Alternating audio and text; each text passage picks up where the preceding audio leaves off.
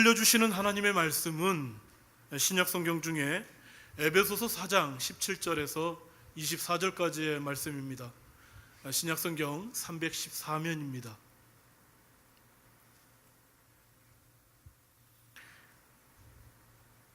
신약 성경 에베소서 4장 17절에서 24절까지의 말씀입니다.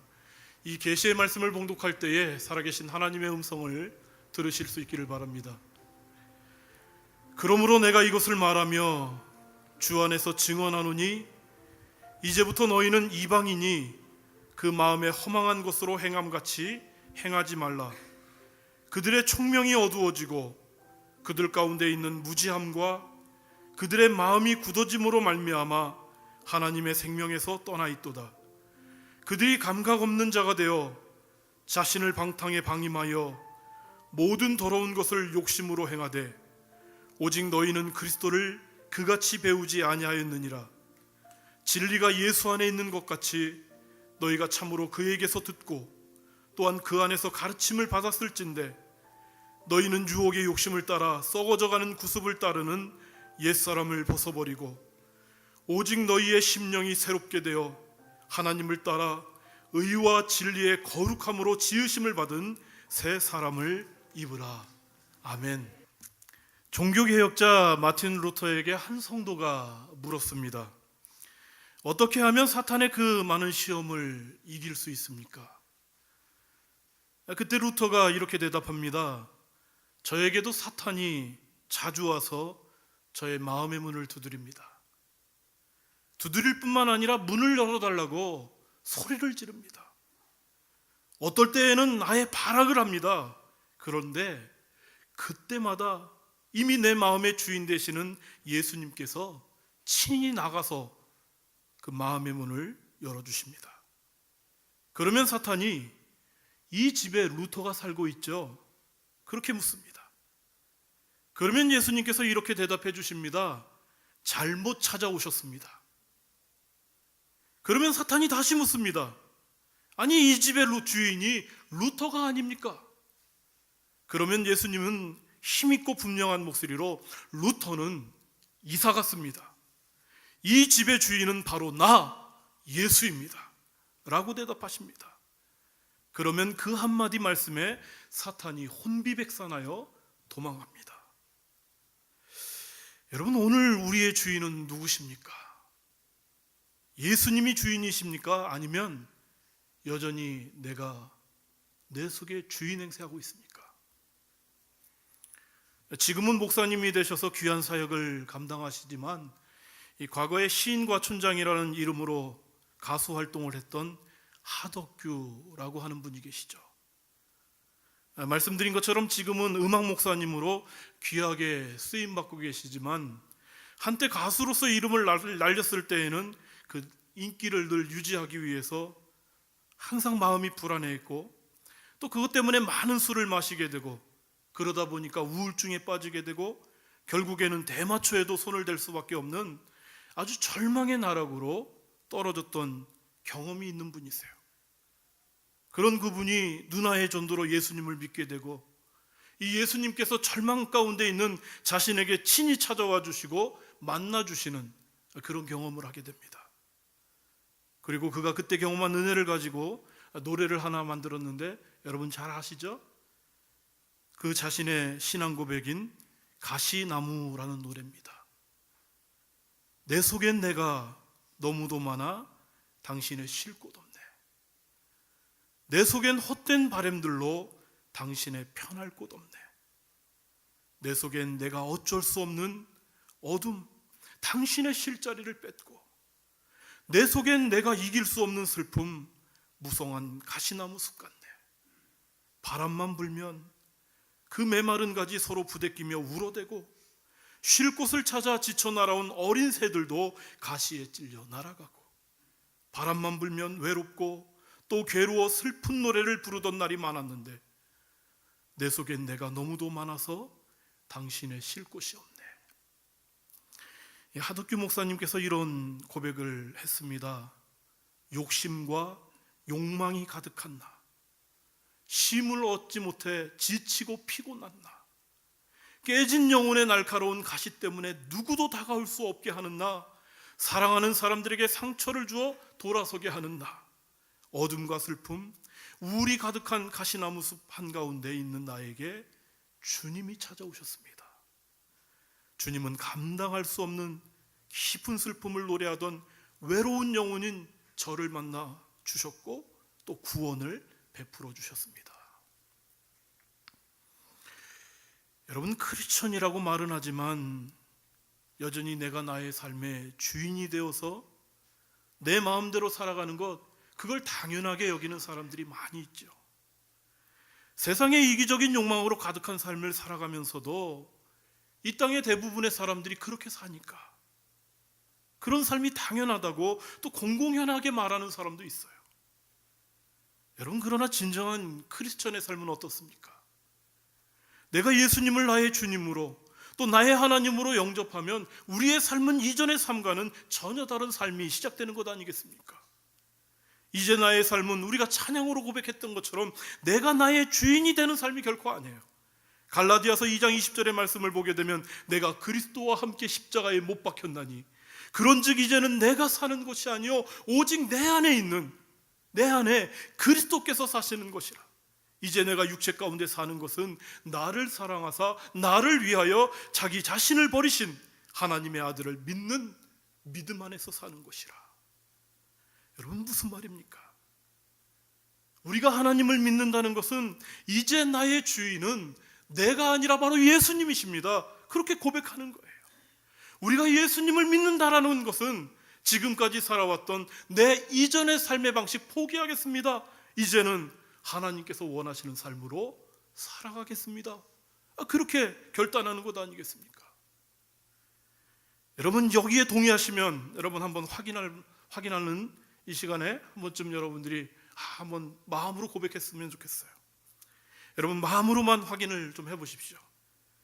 예수 그리스도를 믿는 여러분들의 주인은 누구십니까? 예수 그리스도를 믿는 여러분 삶의 주인은 누구십니까?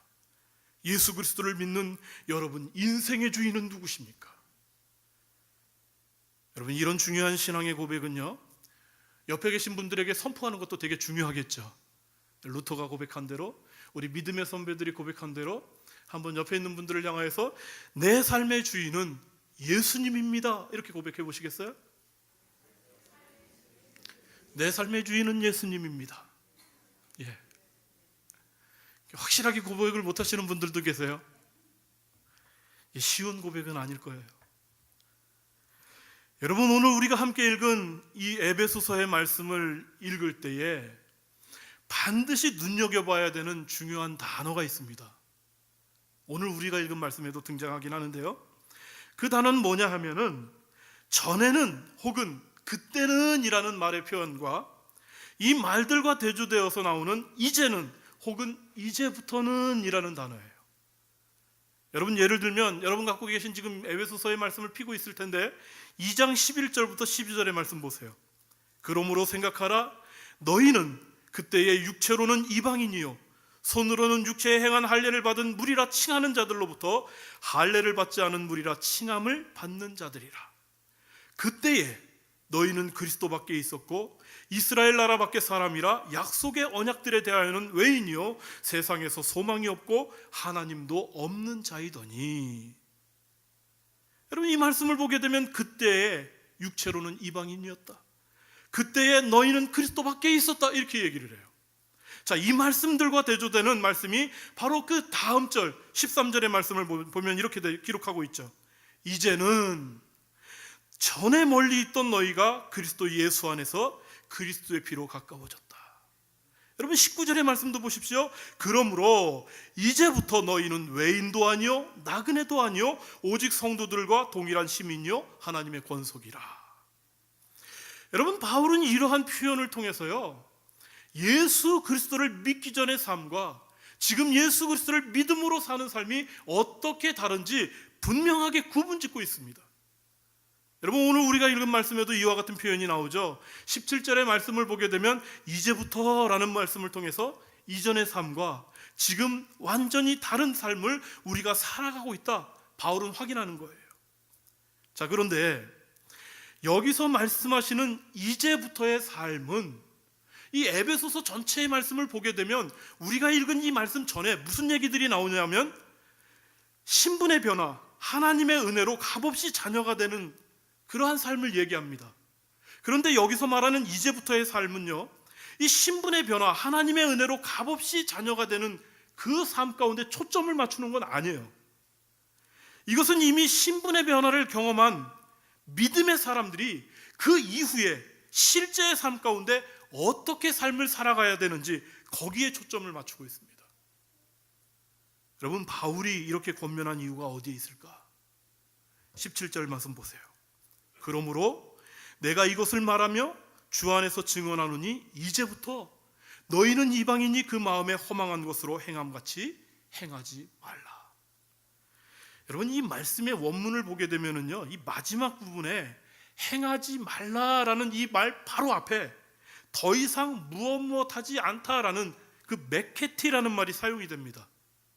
그래서 좀 더 번역을 정확하게 하면 이렇게 번역하는 거예요. 너희는 이방인이 그 마음에 허망한 것으로 행함같이, 그 다음에 그냥 행하지 말라가 아니라 그 말 앞에 반드시 있어야 되는 말이 뭐냐 하면 더 이상 행하지 말라라는 말이에요. 우리말에는 이 더 이상이라는 말이 없는 거예요. 자, 바울의 이 말은 지금까지 이 에베소 교회의 교인들이 예수 그리스도의 은혜로 하나님의 백성이 되고 하나님 자녀된 자로서 믿음의 생활을 하면서도 이방인의 가장 큰 특징적인 삶, 바로 그 마음의 허망한 삶을 지금까지 살고 있다라는 것을 추측하게끔 해주는 말이에요. 무슨 말인지 이해가 되십니까? 이 에베소 교회의 교인들은 예수님을 구주로 고백함으로 하나님의 자녀가 된 삶을 살고 있었어요. 그럼에도 불구하고 그들의 삶의 방식, 그들의 삶의 목적, 그들의 삶의 모습, 이것이 에베소의 일반적인 사람들, 다시 말해서 하나님을 전혀 모르고 예수님 안 믿는 사람들의 그 이방인들의 삶의 모습과 동일했다라는 거예요. 더 이상 무엇 행하지 말라, 이 말은 무슨 말이냐 하면 지금까지 너희들은 옛날의 삶의 방식 그대로 살고 있는데 더 이상 이제부터는 그렇게 하지 말라라는 의미예요. 그렇기 때문에 바울은 이 말씀을 통해서 이미 신분의 변화를 경험한 그 믿음의 사람들이 진짜 이제부터 실제의 삶 가운데 어떻게 살아야 되는지 그것에 대해서 말씀해 주고 있다는 것입니다. 여러분, 말씀의 내용을 보게 되면 모두 하나님을 모르는 사람들의 부정적인 모습들이 나오죠. 그러나 진짜 바울이 말하고자 하는 것은요, 적어도 하나님을 아는 우리는 그렇지 않기 때문에 옛날 같은 방식으로는 살 수 없다, 그걸 강하게 지금 권면하고 있는 거예요. 다시 말해서 예수님을 믿는다고 하면서도 그 삶의 모습과 변한 것이 전혀 없는 그 사람의 신앙은 분명히 문제가 있다, 그걸 지적하고 있다라는 말입니다. 여러분, 오늘 우리들의 모습은 어떻습니까? 우리는 예수님을 믿음으로 말미암아 하나님의 자녀가 되었습니다. 여러분, 아멘이십니까?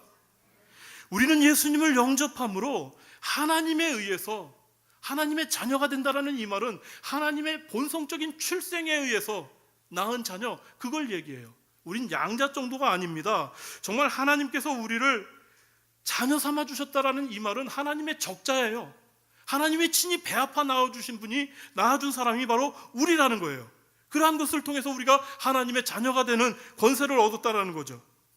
여러분, 그때에는 우리 역시 죄로 인해서 죽을 수밖에 없는 인생이었어요. 그런데 이제는 예수 그리스도를 믿음으로 더 이상 소망 없는 자가 결코 아니에요. 이제 우리는 하나님의 자녀예요.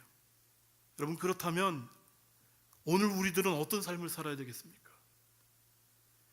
이 에베소 교회를 향한 사도 바울의 말씀이 그냥 2000년 전 에베소 교인들을 향한 그 말씀만으로 끝나지 않아야 되는 이유가 바로 여기에 있어요. 저는 이 말씀이 오늘 우리들에게도 하나님의 음성으로 들려주기를 축복합니다. 여러분, 사도 바울은 우리가 더 이상 이전과 같은 방식으로는 살 수 없는 이유를요, 뭐라고 얘기하냐 하면 그 말씀을 보게 되면 이제 우리 마음이 더 이상 허망한 상태에 있지 않기 때문이다, 이렇게 밝혀져요. 이 말씀에서 허망하다라는 이 말은 단순히 감정적으로 허무함을 느끼거나 삶의 의미를 찾지 못하는 뜻, 그게 아니에요. 오히려 무엇인가 열심히 하고 있습니다. 무엇인가 정말 마음속에 품고 무엇인가 비전을 갖고 뭔가를 하고 있어요. 그런데 그 마음 가운데 꼭 있어야 할 것이 없어서 근본적으로 목표가 없는 삶을 산다. 그것을 얘기할 때에 여기서 허망하다라는 표현을 하고 있다라는 거예요. 여러분, 사람에게는 반드시 있어야 할 부분이 있죠. 우리가 사용하고 있는 기계나 전자제품들도 모든 것이 갖추어져야 작동이 되는 것처럼 여러분, 사람에게도 반드시 있어야 되는 것이 있어요. 그게 뭘까요? 하나님을 아는 지식입니다.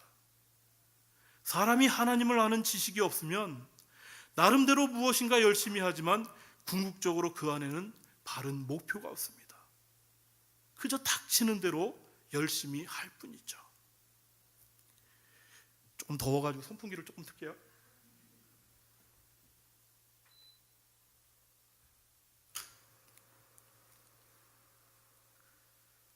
담임 목사님 없이 오래간만에 올라오니까 긴장이 돼서 그런가 봅니다. 여러분, 어떤 사람들은요, 돈을 부지런히 모으는 것을 목표로 삼기도 해요. 또 어떤 사람들은 권력을 목표로 삼기도 하죠. 또 어떤 사람들은 행복을 목표로 삼기도 해요. 모든 사람들이 살아가면서 자기 나름대로 어떤 목표를 딱 정하고 있지 않습니까? 그것을 위해서 그것에 도달하기 위해서 정말 나름대로 뭔가 노력을 기울여요. 그러나 여러분, 성경이 우리에게 분명하게 말씀해 주시는 것이 있어요. 그건 뭐냐면 하나님 없이 그런 것을 목표로 삼아지게 되면 그 어떤 삶도 그것의 의미가 분명하지 않다라는 거예요. 그 삶이 가치가 없어진다라는 것을 우리에게 말씀해 줘요. 하나님 없이 우리가 정말 돈을 모으는 것, 권력을 얻는 것, 행복을 추구하는 것, 그런 것이 목표로 삼아지게 되면 진정으로 행복한 삶을 얻을 수 있을까? 그렇지 않다라는 거예요. 여러분, 파스칼은 방세라는 책에서 인간은 영적인 존재다, 사람의 마음속에는 하나님만이 채울 수 있는 빈 공간이 있다, 그렇게 말을 해요. 그럼에도 불구하고 죄로 말미암아 하나님을 떠난 사람들은, 하나님을 아예 알지 못하는 사람들은 다른 것으로 이 공간을 채우려고 하지 않습니까? 그러나 여러분, 이 빈 공간은요, 하나님 외에는 결코 채울 수 있는 게 아니에요. 하나님께서 사람을 창조하실 때에 우리를 그렇게 만들어 주셨어요. 우리는 하나님을 아는 지식이 없이는 결코 이 땅을 살 수 없는 존재요. 우리에게 있어서 하나님이 없는 삶은 허망한 삶일 뿐이라는 거예요. 자, 그렇다면 에베소 교회의 교인들에게 지적한 그 마음의 허망한 삶은 구체적으로 어떤 삶일까? 첫째는 하나님의 생명에서 떠난 삶이다, 그렇게 말해요. 여러분, 18절의 말씀 우리 한번 같이 읽어주시겠습니까? 그들이 시작.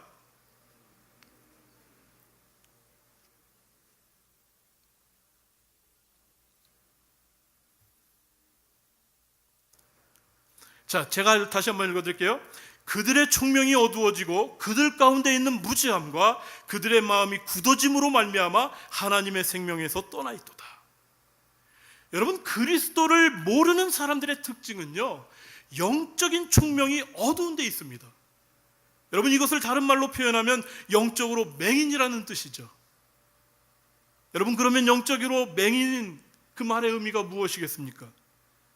이 영적인 맹인이라는 이 의미는 모든 것을 하나님과의 관계에서 보지 못하는 것, 그것을 의미해요.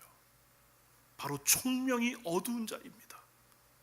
여러분, 이 세상에 있는 모든 것은 하나님과의 올바른 관계에서 비춰보아야 그 존재의 의미를 그때 제대로 알 수 있어요. 그러나 하나님과의 관계에서 보지 못하고 존재 자체만 보는 것은 어두운 데서 그것을 더듬으며 확인하는 것, 여러분, 상상이 되지 않습니까?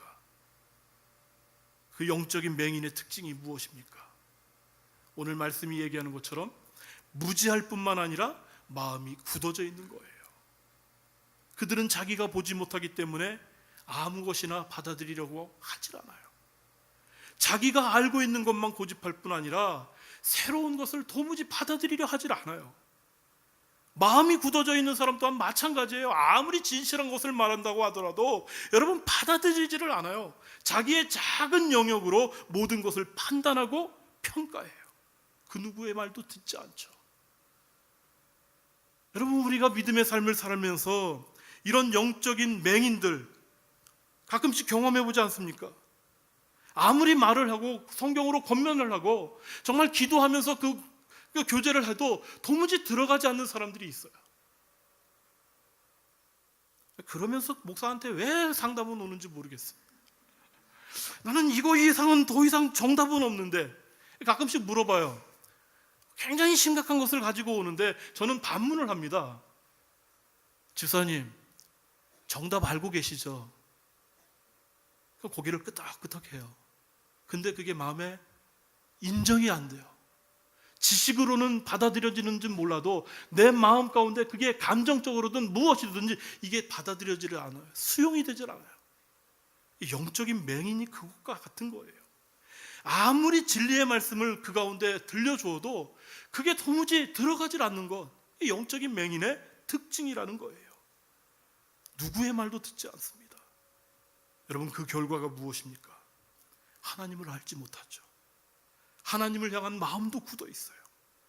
결국에는 오늘 말씀이 얘기하는 것처럼 하나님에서 생명에서 떠난 삶, 그것이 영적 맹인의 삶이라는 것입니다. 여러분, 세상의 온갖 학문을 다 공부했어도 하나님을 아는 지식이 없다면 그 지식은 결코 참된 알미 아니에요. 성경은 하나님을 아는 것, 여호와를 경외하는 것, 그것이 지식과 지혜의 근본이다. 우리 너무나도 잘 알고 있지 않습니까? 이 참된 지식이 우리 가운데 없다면 그 지식은 이미 어두워진 지식일 뿐입니다. 에스겔 36장 26절의 말씀을 보게 되면 또 새 영을 너희 속에 두고 새 마음을 너희에게 주되 너희 육신에서 굳은 마음을 제거하고 부드러운 마음을 줄 것이며, 그렇게 말씀하세요. 여러분, 하나님께서 새로운 영, 성령을 우리에게 부어주시면 우리의 굳어진 마음이 부드러운 마음이 될 것이라 말해요.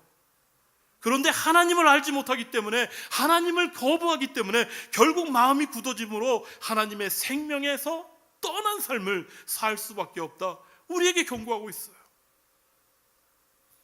여러분, 그 마음의 허망한 삶은 또 어떤 삶이겠습니까? 두 번째로 감각 없는 자의 삶이라는 거예요. 이 세번역 성경을 보니까 이것을 수치의 감각을 잃어버린 삶이다, 이렇게 표현해요. 그러다 보니까 방탕하게 됩니다. 더러운 것에 빠지게 돼요. 여러분, 19절의 말씀 한번 보시겠습니까? 성경을 한번 좀 찾아보십시오. 19절 말씀 보십시오. 한번 같이 읽겠습니다. 그들이 시작.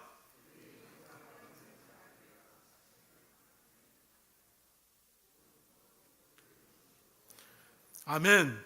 그들이 감각 없는 자가 되어 자신을 방탕에 방임하여 모든 더러운 것을 욕심으로 행했다라는 것입니다. 이 에베소 도시에는 당시 다산의 여신인 아데미 대신전이 있었어요.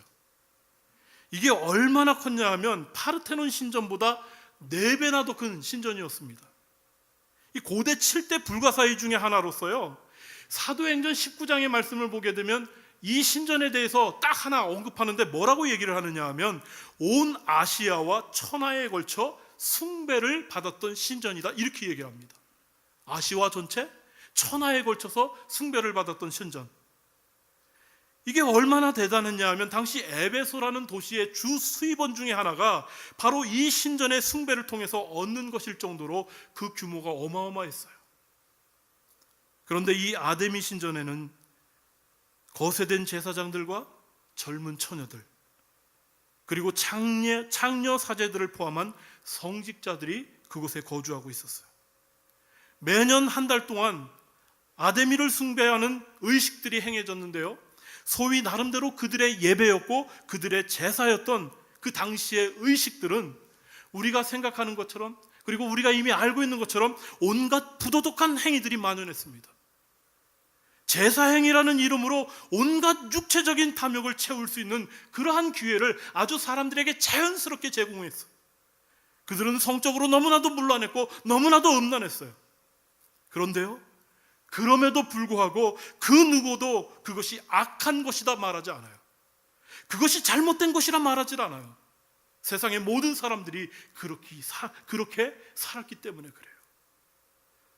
그것이 그 사회에서 행해지는 매우 중요한 의식이요, 소위 말하는 예배였기 때문이었습니다.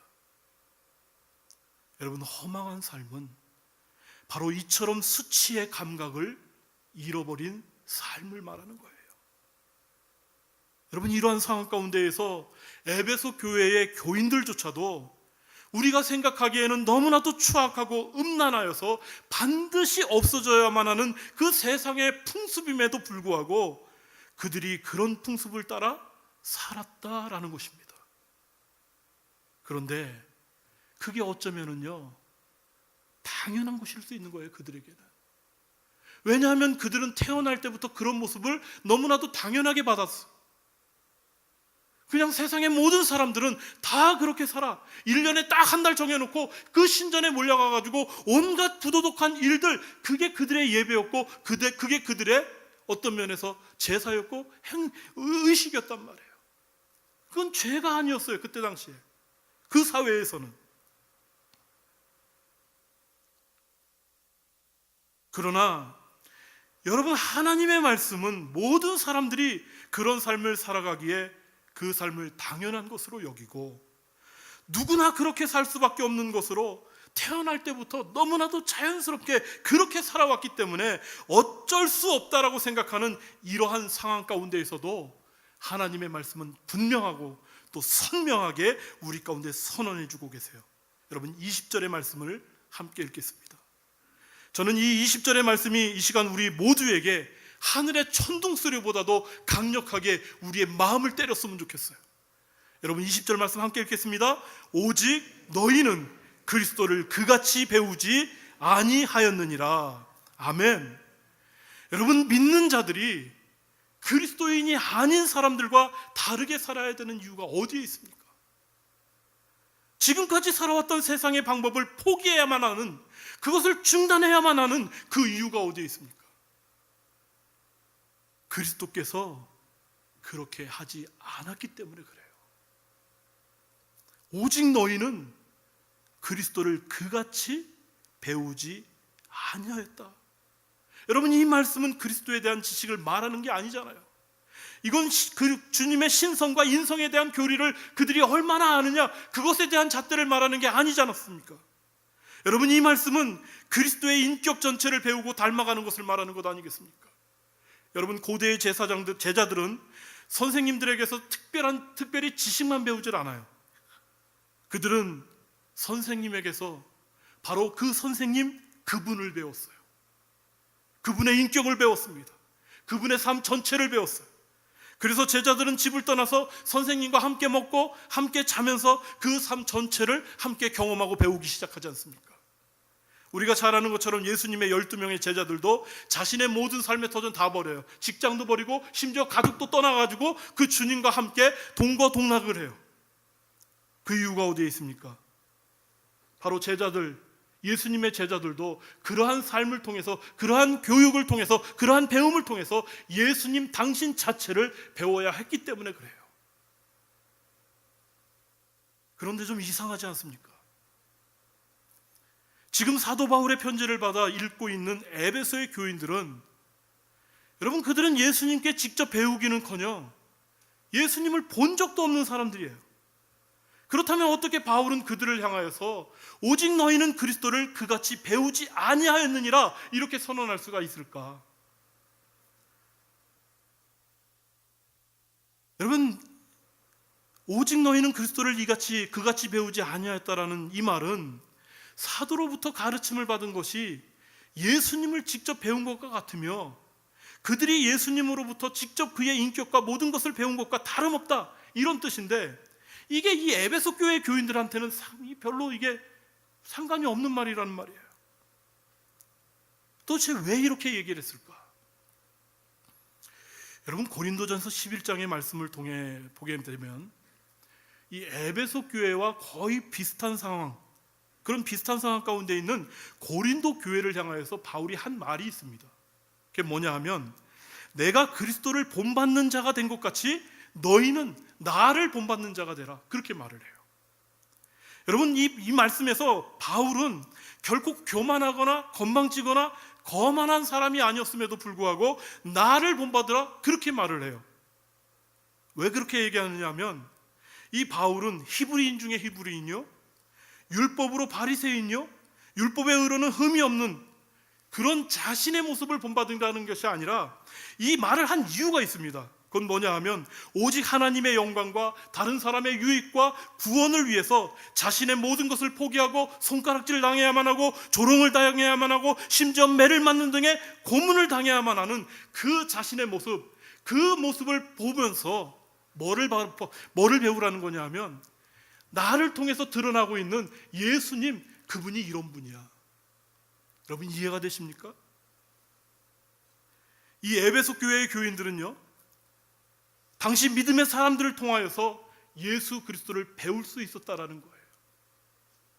당시 이 바울과 같은 그리스도 때문에, 그리스도의 삶을 따라서 자신의 모든 것을 포기하고 가장 철저히 낮아지고 이 땅 가운데서 온갖 역경과 환난과 이 땅 가운데서 모든 핍박을 다 경험해야 되는, 그럼에도 불구하고 그것이 예수님의 삶의 방식이었기 때문에 그 삶을 따라가는 이 바울과 같은 믿음의 사람들, 그들을 보기만 해도 당시의 사람들은 예수님은 저런 분이구나, 하나님은 이런 분이구나, 그들의 모습만 봐도 하나님의 사랑이 우리는 경험이 되고 예수님의 사랑이 무엇인지 알게 되는, 여러분 이해가 되십니까?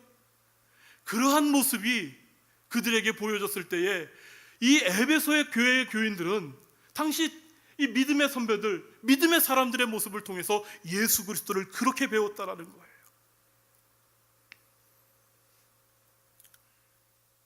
그 중에 바로 나를 본받으라라는 이 바울이 있었다라는 거죠. 여러분, 그는 철저하게 낮아진 사람이었어요. 철저하게 자신을 포기했던 사람이었어요. 여러분, 그가 그렇게 할 수밖에 없었던 이유가 무엇입니까?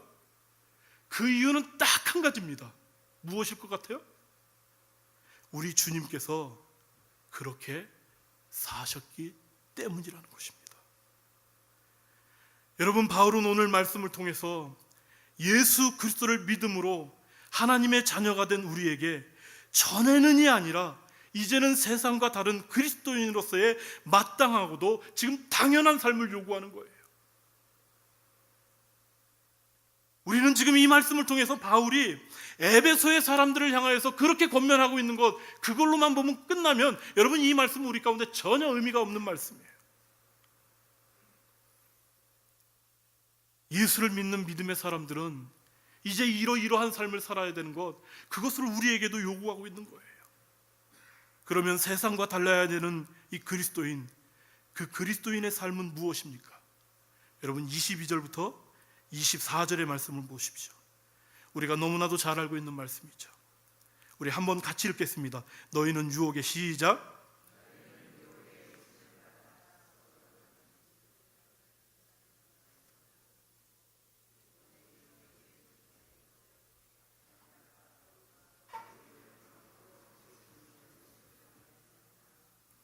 아멘.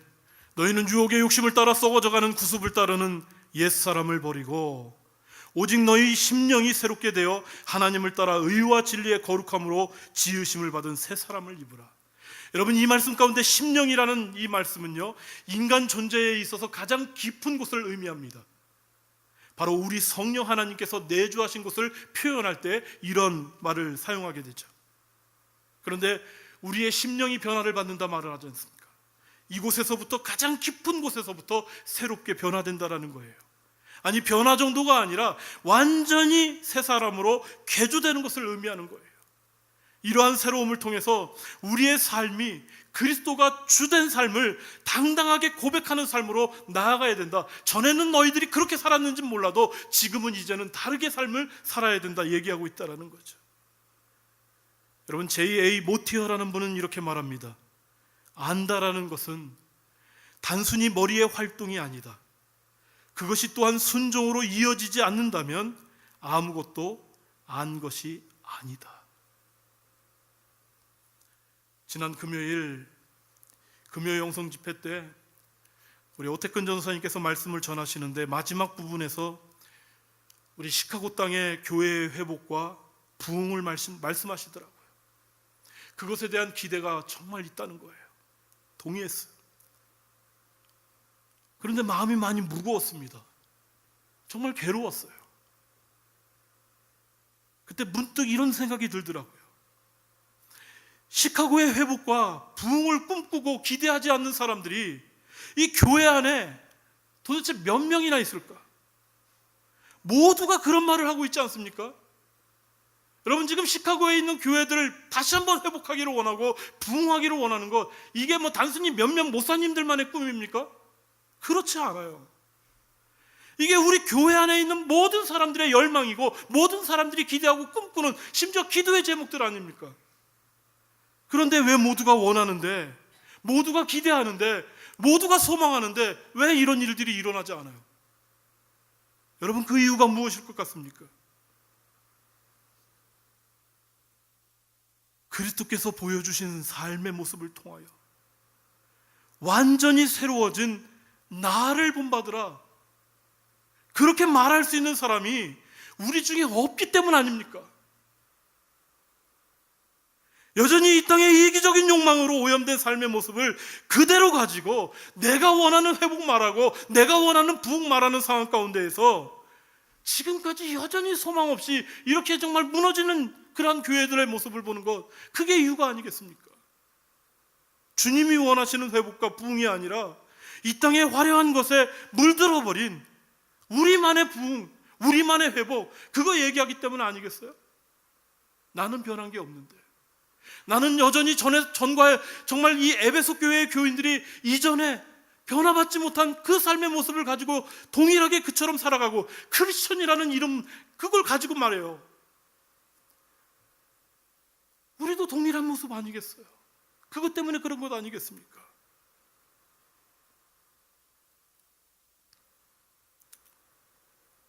그 생각이 드니까는 갑자기 마음이 저려오는 거예요. 여전히 회복을 얘기하고 부흥을 얘기하지만 저도 이전의 삶을 끊지 못하고 있고, 이전의 삶의 모습 그대로 있고, 나가서 정말 이 바울이 고백하는 것처럼 여러분들은 나를 본받으십시오. 내 모습만 봐도 예수님의 사랑이 생각나고, 내 모습만 보면 하나님의 은혜가 생각이 나고, 이 사람들이 그러한 삶의 모습을 우리가 이 땅 가운데서 크리스천이라면 가져야 되는데, 그러한 삶의 모습이 우리 가운데 없기 때문이구나, 내가 그런 인생을 살지 못하고 있구나, 마음이 저리는 거예요. 여러분, 그리스도를 어떻게 외우셨습니까? 예수 그리스도의 가르침대로 그분의 삶을 본받아 전에는, 여러분, 그때에는 그 삶의 자리에 머물러 있지 마십시오. 이제부터는 믿음의 삶, 심령이 새롭게 되어 하나님을 따라 의와 진리의 거룩함으로 지으심을 입은 그 새로운 삶으로 여러분 함께 나아갈 수 있기를 주님의 이름으로 축복합니다.